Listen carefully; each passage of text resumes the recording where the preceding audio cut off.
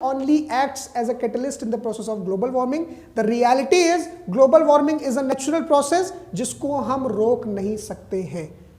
तो हम लोग सिर्फ एक बहुत छोटा पार्ट देते हैं ग्लोबल वार्मिंग में. हम लोग ग्लोबल वार्मिंग के प्रोसेस को और ज्यादा तेज कर रहे हैं और ज्यादा फास्ट कर रहे हैं, बट असलियत में ग्लोबल वार्मिंग जो है एक नेचुरल प्रोसेस है जिसको हम स्टॉप नहीं कर सकते हैं.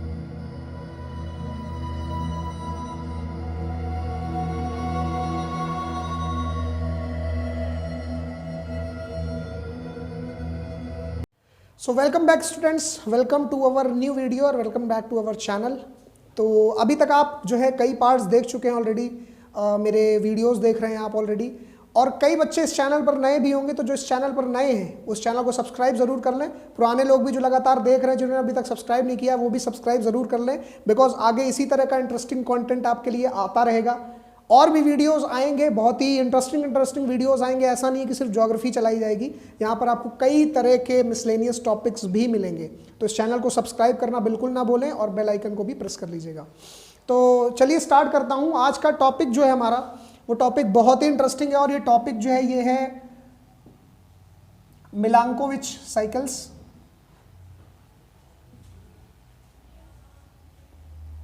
मिलांकोविच साइकिल्स के बारे में हम पढ़ेंगे आज के इस टॉपिक में. ये मिलांकोविच जो थे ये एक्चुअली साइंटिस्ट का नेम है. ये वो साइंटिस्ट हैं जिन्होंने इन साइकिल्स को डिस्कवर किया था. और मिलांकोविच साइकिल्स में कुल मिलाकर हम 3 कॉन्सेप्ट्स को पढ़ते हैं. 3 कॉन्सेप्ट्स को पढ़ते हैं. इन 3 कॉन्सेप्ट्स में से 2 चीजें तो प्रूवन है, बट एक चीज अभी भी हाइपोथेसिस के नाम से जानी जाती है. और आप जानते होंगे कि जो चीज प्रूवन नहीं होती, हाइपोथेसिस हम किस चीज को कहते हैं? जिस चीज के पीछे कोई अथॉरिटेटिव बैकिंग होती है, किसी ऐसे पर्सन ने कहा है जिसकी कुछ अथॉरिटी है, तो ऐसी चीज को हम लोग हाइपोथेसिस की कैटेगरी में डालते हैं. जो प्रूव हो सकती है और लगभग उसके लिए प्रूफ भी अवेलेबल होता है, वो चीज बन जाती है थ्योरी. और जो प्रूव हो जाती है उसे हम बना देते हैं लॉ. तो ये डिफरेंस होता है एक हाइपोथेसिस, थ्योरी और लॉ के बीच में. और यहाँ पे 2 चीजें जो हैं वो प्रूवन है, लेकिन जो लास्ट चीज है हमारी वो अभी भी प्रूवन नहीं है, इस वजह से उसे हम हाइपोथेसिस की कैटेगरी में डालते हैं. और ये मिलांकोविच साइकिल्स जो ये भाई साहब थे, इन्होंने 3 ऐसी साइकिल्स अपनी डिस्कवर करी थी जो इन्होंने बताया कि अर्थ के साथ ये कंडीशन भी एग्जिस्ट करती है, जो उसके पहले आने वाले किसी भी साइंटिस्ट को नहीं पता थी. अब इसमें खास बात क्या थी कि क्यों इन्होंने ही ये बताया और कोई ऑब्जर्व नहीं कर पाया? बिकॉज ये जो प्रोसेस है, जो 3 प्रोसेस इन्होंने बताए, ये प्रोसेस ऐसे हैं जो एजेस में चलते हैं, और कोई भी एक पर्सन अपने लाइफ टाइम में इनको नहीं देख पाया कभी भी, इसलिए हम लोग इनको कभी भी डिस्कवर नहीं कर पाए. लेकिन इन्होंने 3 चीजें बताई, और वो 3 चीजें क्या क्या थी? सबसे पहला जो कंसेप्ट दिया इन्होंने, वो थ्योरी दी थी थ्योरी ऑफ इसेंट्रिसिटी. दूसरा जो कंसेप्ट दिया इन्होंने वो दिया थ्योरी ऑफ ऑब्लिक्विटी. और लास्ट जो हाइपोथेसिस दी वो थी हाइपोथेसिस ऑफ प्रिसिशन. ये 3 इन्होंने थ्योरीज अपनी प्रपोज करी थी, और इन 3 थ्योरीज में से इसेंट्रिसिटी और ऑब्लिक्विटी लगभग प्रूवन है क्योंकि इनके लिए हमारे पास फैक्ट्स अवेलेबल है, बट ये प्रिसिशन वाली थ्योरी अभी भी हाइपोथेसिस की कैटेगरी में ही काउंट की जाती है. इसेंट्रिसिटी क्या कहती है? इस थ्योरी ऑफ इसेंट्रिसिटी के हिसाब से आप जानते हैं कि ये सन है, और सन के अराउंड जो ऑर्बिट है, इस पर जो अर्थ जो है वो लगातार इसको रिवॉल्व कर रही है, इस डायरेक्शन में, ऐसा कुछ, ठीक है, इस डायरेक्शन में रिवॉल्व कर रही है लगातार. और ये जो अर्थ की एक्सिस है जो सन के अराउंड है, जिसमें सन अर्थ जो है रिवॉल्व करती है, इसेंट्रिसिटी की थ्योरी के अकॉर्डिंग मिलांकोविच ने ये कहा कि इस एक्सिस की इस जो ऑर्बिट है, जो ये जो कक्षा है, ये जो है फिक्स नहीं होती, इसकी जो लंबाई है वो घटती और बढ़ती है. इन्होंने कहा कि ये जो ऑर्बिट है इसकी जो लंबाई है वो घटती और बढ़ती है. और इस लंबाई के घटने बढ़ने के साथ साथ क्या एप्लीकेशंस हो सकते हैं? एप्लीकेशंस ये हो सकते हैं कि जब ये ऑर्बिट लंबी होगी उस समय पर अर्थ और सन के बीच की जो दूरी है वो मैक्सिमम हो जाती है. और जब ऑर्बिट लंबी होगी, अर्थ और सन की दूरी जब मैक्सिमम होगी, उस समय पर अर्थ पे टेम्परेचर्स भी लो होंगे, और ऐसे समय पर जो एजेस आती हैं उन्हें हम आइस एज कहते हैं. उसे हम आइस एज कहते हैं। ज्योग्राफी में एक लॉ चलता है, लॉ ऑफ साइक्लिसिटी कहते हैं जिसे, जिसके अकॉर्डिंग जो चीज़ बनी है वो बिगड़ेगी और जो चीज़ बिगड़ गई है वो बनेगी। तो ये एक लॉ है जो चलता रहता है लगातार, कोई भी चीज़ अर्थ पे कांस्टेंट नहीं है। जैसे कि जो चीज़ भी हुई है वो चीज़ वापस से बिगड़ जाएगी और जो चीज़ बिगड़ गई है वो वापस से बन जाएगी। ये अर्थ का एक लॉ चलता है इस पर। और ये जो सन है हमारा, इसके अराउंड जो ऑर्बिट है, जब ये अपनी मैक्सिमम डिस्टेंस पर होती है उस समय पर अर्थ के टेम्परेचर्स मिनिमम होते हैं, तो अर्थ जो है आइस एज एक्सपीरियंस करती है। लेकिन जब ये श्रिंक होना स्टार्ट करती है और जब अर्थ और सन का डिस्टेंस मिनिमम हो जाता है ऑर्बिट छोटा होने के कारण, उस समय पर अर्थ ग्लोबल वार्मिंग एक्सपीरियंस करती है।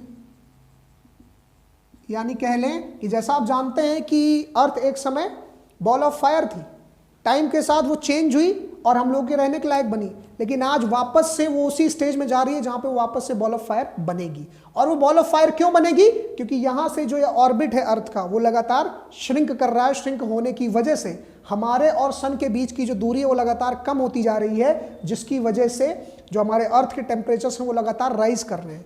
तो हमारी जो ग्लोबल वार्मिंग का कंसेप्ट हम पढ़ते हैं, इस ग्लोबल वार्मिंग के कंसेप्ट को हमने सिर्फ ह्यूमन कंसिक्वेंसेस के रूप से आज तक देखा है।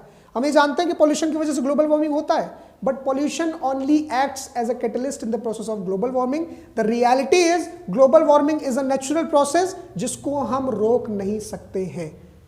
तो हम लोग सिर्फ एक बहुत छोटा पार्ट देते हैं ग्लोबल वार्मिंग में। हम लोग ग्लोबल वार्मिंग के प्रोसेस को और ज्यादा तेज कर रहे हैं और ज्यादा फास्ट कर रहे हैं, बट असलियत में ग्लोबल वार्मिंग जो है एक नेचुरल प्रोसेस है जिसको हम स्टॉप नहीं कर सकते हैं। तो ये थ्योरी ऑफ इसेंट्रिसिटी में पहली चीज इन्होंने बताई कि जो अर्थ की ऑर्बिट है सन के अराउंड, ये कभी भी कांस्टेंट नहीं होती है, ये लगातार श्रिंक और एक्सपैंड करती रहती है। और इस श्रिंक और एक्सपैंड करने में जो टाइम पीरियड है वो है 1 लाख ईयर्स का। 1 लाख सालों में ये जो ऑर्बिट है ये कॉन्ट्रैक्ट और एक्सपैंड करती है।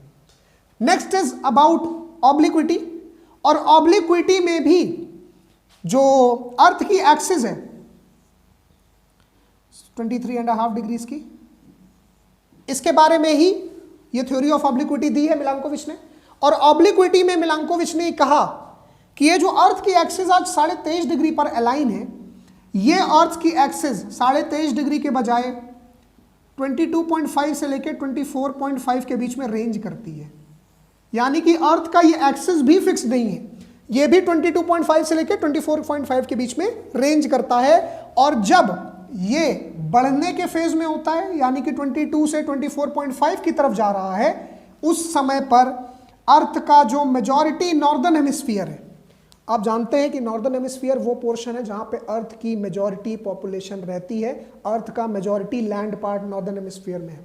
और जब ये एक्सिस का जो डिग्री है वो बढ़ता है, उस समय पर अर्थ का नॉर्दर्न हेमिस्फीयर एक्सपोज हो जाता है सन की तरफ, ज्यादा एक्सपोज हो जाता है सन की तरफ।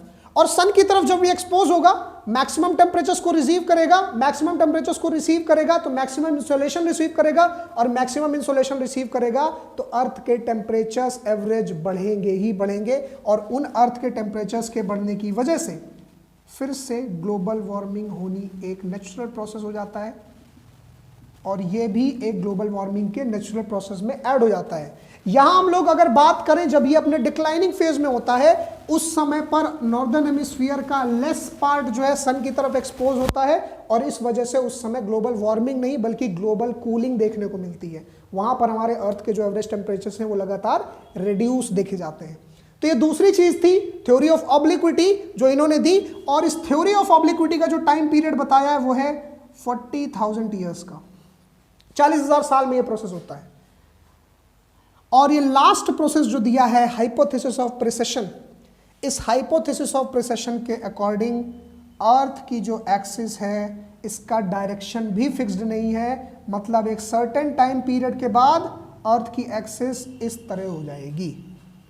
ये जो अर्थ की एक्सिस का डायरेक्शन है, जो इस डायरेक्शन से इस डायरेक्शन में हो रहा है, इसे ही हम लोग हाइपोथेसिस ऑफ प्रिसेशन कहते हैं। और ये हाइपोथेसिस ऑफ प्रिसेशन ये होता है वॉबलिंग के जरिए। वॉबलिंग क्या होती है? वॉबलिंग आपने देखा होगा, लट्टू जो होता है टॉप, उस लट्टू को जब हम घुमाते हैं तो वो लट्टू इस तरह से घूमता है, इस तरह से। तो दिस इज वॉबलिंग, और यही वॉबलिंग के जरिए जो हमारी एक्सिस है उसका डायरेक्शन भी अपनी डायरेक्शन से जस्ट ऑपोजिट हो जाता है, और इसे ही हम लोग प्रिसिशन कहते हैं। This is still not proven, hence it is a hypothesis, और इसके लिए जो लगने वाला टाइम पीरियड है वो है 25,000 साल का, 25,000 साल का। तो ये 3 थ्योरीज जो है मिलांकोविच ने प्रपोज करी थी, जिसमें first theory was about eccentricity, जिसमें उन्होंने बताया कि अर्थ की जो ऑर्बिट है उसका डिस्टेंस सन के साथ फिक्स नहीं है, वो लगातार कॉन्ट्रैक्ट और एक्सपेंड कर रही है। एक्सपेंशन के टाइम पर आइस एज यानी कि ग्लोबल कूलिंग देखने को मिलती है, और कॉन्ट्रैक्शन के समय में ग्लोबल वार्मिंग देखने को मिलती है, और अभी जो फेज चल रहा है वो कॉन्ट्रैक्शन का फेज है, ना कि एक्सपेंशन का। इस वजह से हमें अर्थ के एवरेज टेम्परेचर्स लगातार राइज हो रहे हैं। दूसरा जो रीजन ऑब्लिक्विटी, 40,000 ईयर्स में ऑब्लिक्विटी के अकॉर्डिंग जो अर्थ की एक्सिस है उसका जो डिग्री है वो भी फिक्स नहीं है, 22.5 से लेकर 24.5 तक के बीच में ये रेंज करता है। और जब ये अपने इंक्रीजिंग फेज में होता है तो सन का नॉर्दर्न हेमिस्फीयर अर्थ का जो है वो ज्यादा एक्सपोज होता है सन की तरफ, जिनकी वजह से ग्लोबल वार्मिंग होती है। जो अपने डिक्लाइनिंग फेज में होता है तो ग्लोबल कूलिंग होती है, और वर्तमान समय में ये इंक्लाइनिंग फेज में है, इस वजह से हमें ग्लोबल वार्मिंग देखने को मिल रही है। लास्ट इज अबाउट प्रिसिशन, जिसमें यह बताया गया है कि अर्थ की एक्सिस की डायरेक्शन भी फिक्स नहीं है, वो वॉबलिंग के जरिए अपनी डायरेक्शन को भी 25,000 सालों में चेंज कर देता है। This is still not proven and this is a hypothesis. तो यहां ग्लोबल वार्मिंग के 2 आपने एक्स्ट्रा कॉजेस पढ़े हैं। ये जो 2 कॉजेस हैं ये तब आपको हेल्प करेंगे जब आप ग्लोबल वार्मिंग पढ़ेंगे। ग्लोबल वार्मिंग का टॉपिक हम लोग एनवायरमेंट वाले केस में पढ़ेंगे, और वहां पर आप लोग ऑलरेडी ये जान चुके हैं कि ग्लोबल वार्मिंग नेचुरली किस तरह से एग्जिस्ट करती है, जिस प्रोसेस को हम लोग रोक ही नहीं सकते हैं।